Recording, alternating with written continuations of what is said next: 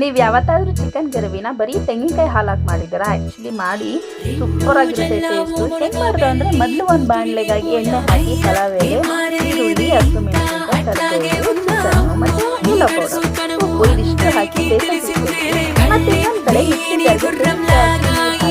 ಹಾಲು ಮಾಡಿ ಆ ಉಪ್ಪು ಕೂಡ ಮತ್ತೆ ನೀರು ಹಾಕಿ ಮತ್ತೆ ರುಬ್ಕೊಂಡ್ರೆ ನಮಗೆ ಒಳ್ಳೆ ಹಾಲು ತೆಂಗಿನಕಾಯಿ ಹಾಲು ಸಿಗುತ್ತೆ. ಈ ತೆಂಗಿನಕಾಯಿ ಹಾಲು ಚಿಕನ್ ಕೂಡ ಚೆನ್ನಾಗಿ ಬೆಂದಿರುತ್ತೆ.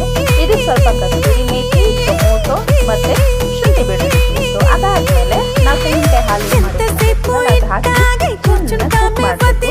ಕುಕ್ ಮಾಡಾದ್ಮೇಲೆ ಒಂದು ಸ್ಪೂನ್ ಗರಂ ಮಸಾಲ, ಒಂದು ಸ್ಪೂನ್ ಧನಿಯಾ ಮತ್ತೆ ಒಂದು ಸ್ಪೂನ್ ಖಾರದ ಪುಡಿ ಹಾಕಿದ್ರೆ ನಮ್ಮ ಒಂದು ಪ್ರೋಸೆಸ್ ಮುಗಿಯುತ್ತೆ. ಮತ್ತೆ ಕೊನೆ ಸ್ವಲ್ಪ ಕೊತ್ತಂಬರಿ ಸ್ವಲ್ಪ ಪುದೀನ ಹಾಕಿ ನಮ್ಗೆ ಎಷ್ಟು ಕನ್ಸಿಸ್ಟೆನ್ಸಿ ಬೇಕೋ ಅಷ್ಟಿಗೆ ನಾವು ಬೇಯಿಸಿದ್ರೆ ಸಾಕು. ನಮ್ಮ ಒಂದು ಗ್ರೇವಿ ರೆಡಿ ಆಗಿರುತ್ತೆ.